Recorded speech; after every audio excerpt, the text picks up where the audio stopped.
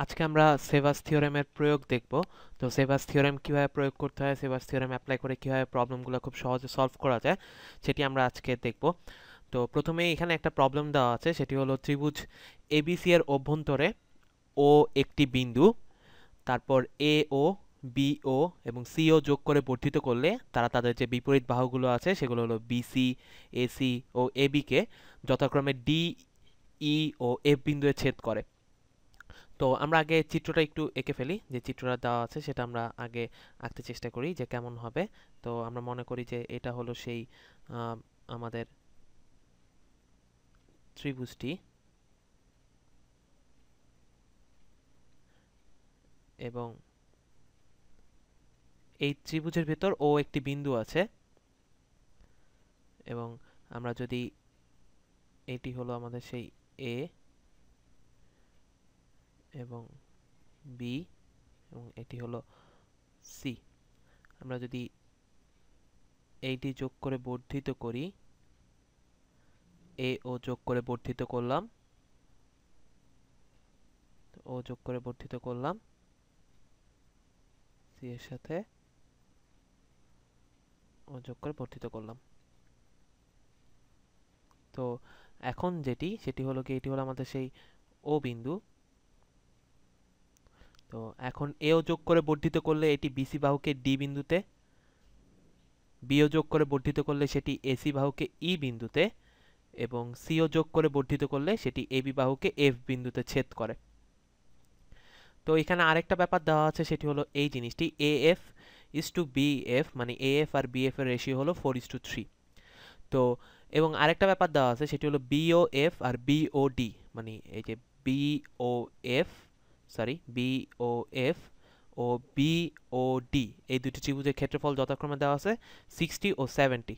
তাহলে এটি হলো কি আমাদের সেই 60 আর এটি হলো 70, মানে বিওডি ক্ষেত্রফল হলো 70 আর বিওএফ এর ক্ষেত্রফল হলো 60। তারপর আমাকে এখন যেটি করতে হবে সেটি হলো গিয়ে এ ও এফ, তারপর এ ও ই, সি ও ই, সি ও ডি এর মধ্যে এই যে চারটি ত্রিভুজের কথা বললাম, এই চারটি ত্রিভুজের মধ্যে কোনটির ক্ষেত্রফল সবচেয়ে বেশি এবং সেটি কত, সেটি আমাদেরকে বের করে নিতে হবে। তো আমরা ধরে নিই যে এখানে এ ও এফ যেটি, সেটার ক্ষেত্রফল আমরা ধরে নিই, ধরলাম পি। তারপর ধরে নিই সি ও ডি যেটি, সেটিকে ধরে নিই আমরা কিউ। তারপরে ধরলাম যে এটি আর, সি ও ই যেটি সেটির ক্ষেত্রফল হলো আর, আর এ ও ই যেটি সেটির ক্ষেত্রফল ধরলাম এস। তো আমরা প্রথমে একটা জিনিস দেখে নিই, সেটি হলো গিয়ে এরকম যে এইখানে এই প্রবলেমটা সলভ করার সময় আমাকে যে জিনিসটা প্রথমে জানা আছে সেটি হলো এ এফ এবং বি এফ এর অনুপাত, এবং তারপরে এ ও এফ আর বি ও এফ এই দুইটি ত্রিভুজের মধ্যে একটির ক্ষেত্রফল জানা, এবং সেটি হলো বি ও এফ। তো একটা ব্যাপার লক্ষ্য করলে দেখা যাবে যে এ O F O B O F ত্রিভুজ দুইটির উচ্চতা সমান, অর্থাৎ হাইট দুইটি সমান। তাহলে এদের যে ক্ষেত্রফল আছে সেই ক্ষেত্রফলটি নির্ভর করবে এদের ভূমির উপর, অর্থাৎ ভূমি এ এফ এবং বি এফ এর।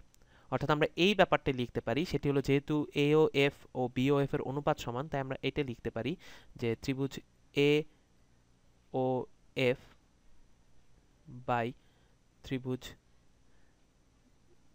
B O F is equals to, আমরা এটা লিখতে পারি এ এফ বাই হলো গিয়ে বি এফ, অর্থাৎ কারণ এই দুটি ত্রিভুজের উচ্চতা সমান। তারপর আমরা এখন যেটা লিখবো সেটি হলো গিয়ে আমরা জানি যে এ ও এফ কে আমরা লিখতেছি হলো পি, এবং বি ও এফ যেটি সেটির ক্ষেত্রফল আমাদের দেওয়া আছে সেটি হলো 60, এবং এ এফ বি এফ এদের অনুপাত এই যে উপরে দেওয়া আছে এটি হলো গিয়ে 4/3। তাহলে এখান থেকে আমরা খুব সহজে পি এর মান বের করতে পারি, এবং সেই পিটি হলো গিয়ে 80 বা 80। তাহলে এখানে একটা ব্যাপার খেয়াল রাখতে হবে, সেটি হলো এই জিনিসটি যে এইখানে আমরা পুরো প্রবলেমটা সলভ করার সময় এই আইডিয়াটা ইউজ করব। এইটি হলো আমাদের অন্যতম প্রধান আইডিয়া, এই আইডিয়াটি ইউজ করব। সেটি হলো গিয়ে যদি দুইটি ত্রিভুজের উচ্চতা সমান হয় তবে এদের ক্ষেত্রফলের অনুপাত হবে এদের ভূমির অনুপাতের সমান। তো আমরা এটি ইউজ করে সম্পূর্ণ প্রবলেমটি সলভের ক্ষেত্রে আমাদের একদম বেসিক আইডিয়া হবে এই আইডিয়াটা। তো আমরা এখান থেকে পেয়ে গেলাম যে এ ও এফ এই ত্রিভুজটির ক্ষেত্রফল হলো গিয়ে 80। তো এবার আমরা যে কাজটা করব সেটা হলো গিয়ে আমরা এখানে এ ও এফ এর ক্ষেত্রফল জানি, তারপর বি ও এফ এর ক্ষেত্রফল জানি, বি ও ডি এর ক্ষেত্রফল জানি। তাহলে আমরা যে কাজটি করব সেটি হলো গিয়ে আমরা এখন এখানে সেভাস থিওরেম খাটাতে চেষ্টা করব।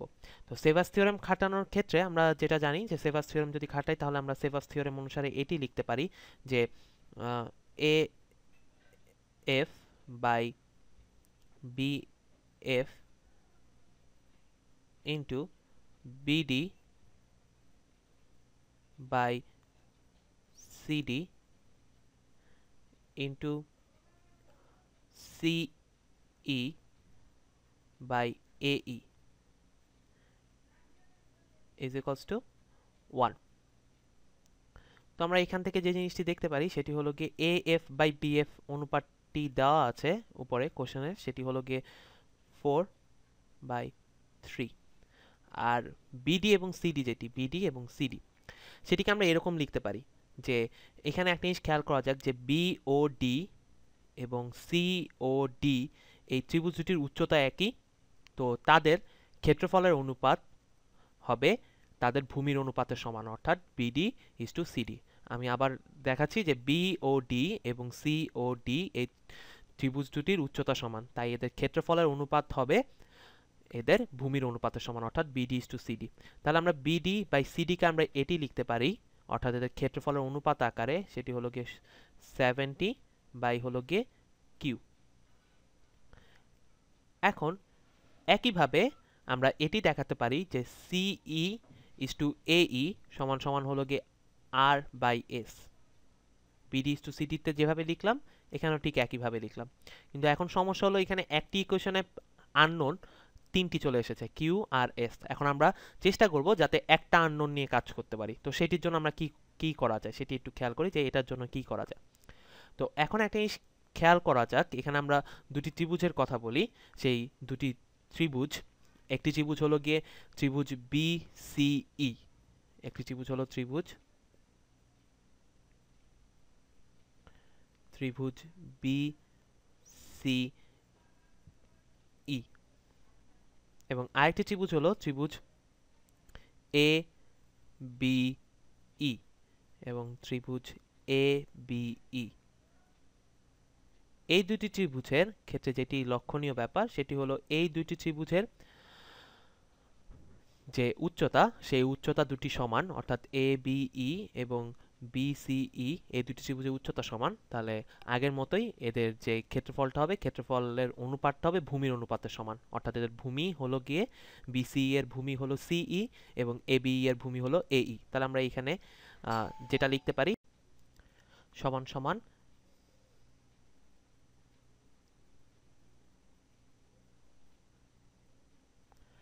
এভাবে লেখা যায় CE বাই AE।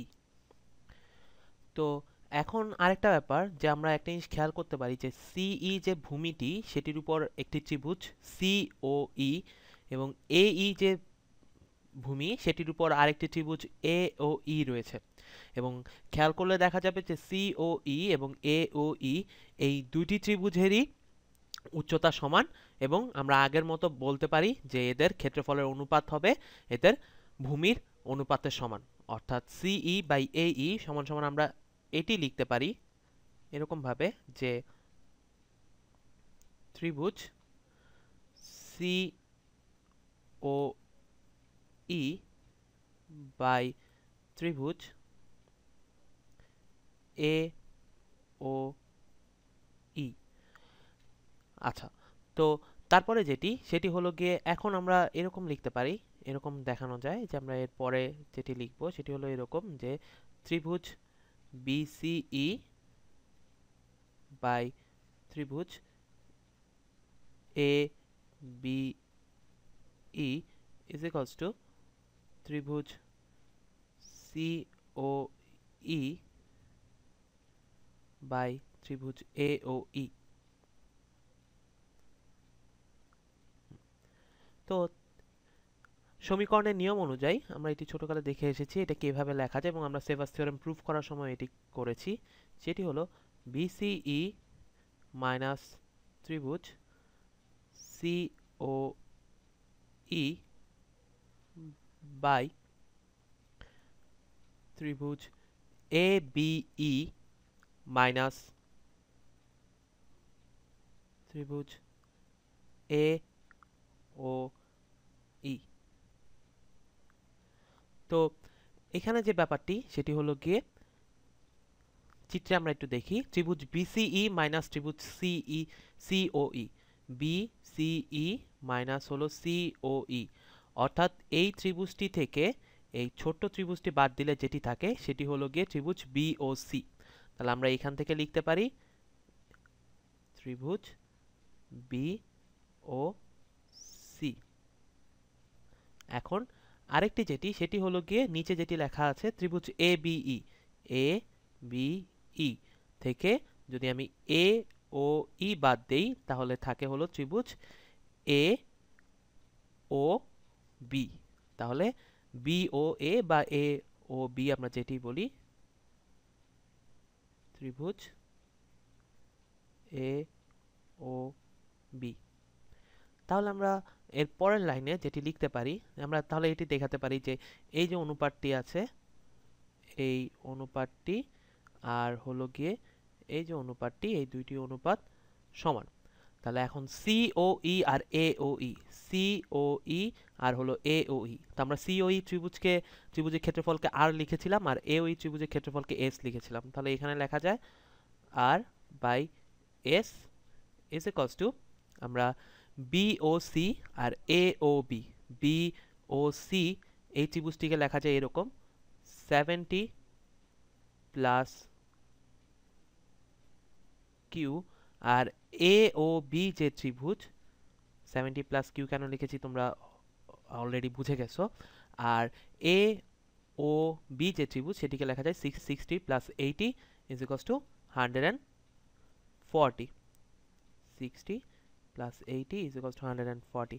তাহলে যেটি দাঁড়াচ্ছে আমরা এখানে লিখতে পারি এরকম যে 4/3 into 70 by Q into R by S এর পরিবর্তে লেখা যায় 70 plus Q by 140 is equals to 1। তাহলে এখান থেকে আমরা দেখলাম এখন আননোন একটা চলে এসেছে এবং আমরা এখান থেকে কিউ এর মান বের করলে কিউ এর মান যেটি পাবো সেটি হবে 140। তাহলে আমরা পি এবং কিউ দুটির মান পেয়ে গেলাম। এখন আমরা পুনরায় সেভাস থিওরেম খাটিয়ে এই জিনিসটি লিখতে পারি, এটি আমরা আগেও লিখেছি সেভাস থিওরেম থেকে। তো এখন এখানে আগের মতোই AF বাই BF সমান সমান আমরা লিখব হলো গিয়ে 4/3, BD বাই CD সমান সমান লিখব হলো গিয়ে 70/140। কেন লিখলাম সেটি আগে বলা হয়েছে, আমরা কেন লিখেছি আশা করি তোমরা এটা বুঝতে পেরেছো। আর CE বাই AE সমান সমান লিখব হলো গিয়ে R by S is equals to 1। তো এখান থেকে যে জিনিসটি দেখা যায় সেটি হলো গিয়ে আমরা যদি একটু সাজিয়ে লিখি তাহলে এটি দেখা যাবে যে R is equals two 3/2 into S। তো আমরা আর ও এস এর মধ্যে একটি সম্পর্ক পেয়ে গেলাম। এখন আমাদের পুরো ত্রিভুজের দুইটি আননোন, একটি হলো আর এবং একটি হলো এস। এরপর আমরা যে জিনিসটি খেয়াল করব, এখন আমরা চেষ্টা করব আরও এস এর মধ্যে আরও একটি সম্পর্ক অন্য একটা সমীকরণ দিয়ে স্থাপন করতে, তাহলে আমাদের দুইটি আননোন এবং দুইটি সমীকরণ আমরা খুব সহজে সলভ করতে পারবো। তো এখন একটি জিনিস খেয়াল করা যাক এখানে, যে আমরা এই ব্যাপারটি লিখতে পারি এবং দেখি তোমরা এটি বুঝতে পারো কিনা যে এটি আমরা কেন লিখেছি।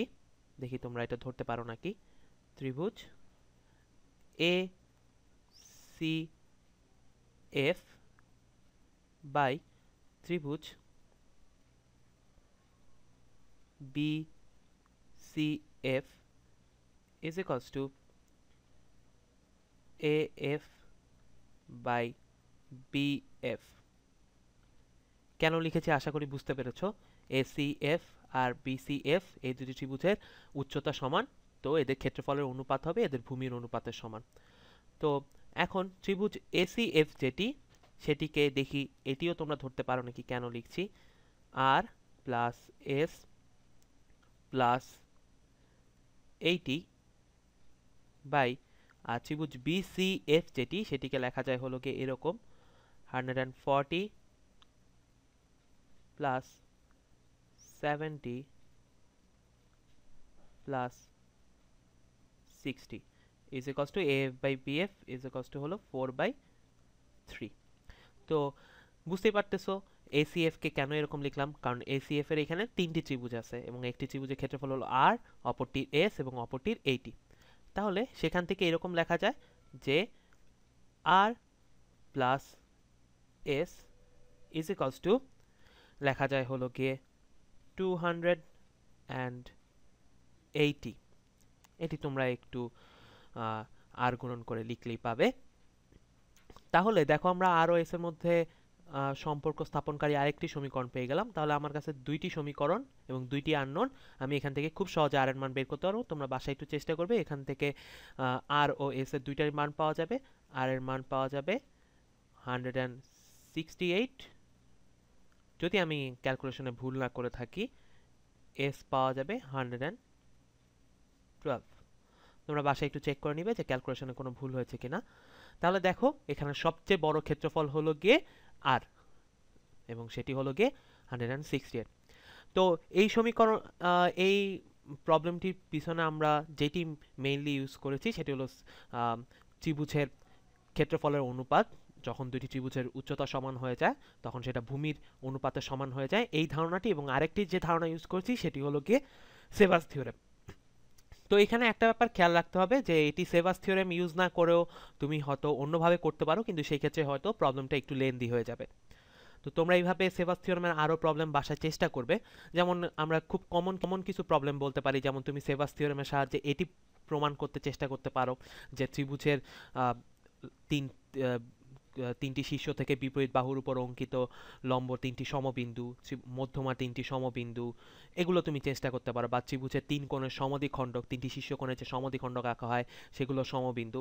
তো তোমরা এগুলো চেষ্টা করে দেখতে পারো যে এইগুলো সেভাস থিওরেম দিয়ে কিভাবে প্রমাণ করা যায়, এবং এগুলো সেভাস থিওরেম দিয়ে খুব সহজে তুমি এগুলো প্রমাণ করতে পারবে। তো এগুলো বাসায় প্র্যাকটিস করবে, এবং একটা জিনিস খেয়াল রাখবে যে তুমি প্রবলেম যত প্র্যাকটিস করবে তোমার তত প্রবলেমের সমাধানে দক্ষতা বৃদ্ধি পাবে। তো তোমরা সবাই সেভাস থিওরেম শুধু জানলেই হবে না, সেভাস থিওরেমের প্রবলেম অনেক বেশি বেশি করে প্র্যাকটিস করতে হবে। সবাইকে ধন্যবাদ, আবার দেখা হবে অন্য কোনো টপিক নিয়ে।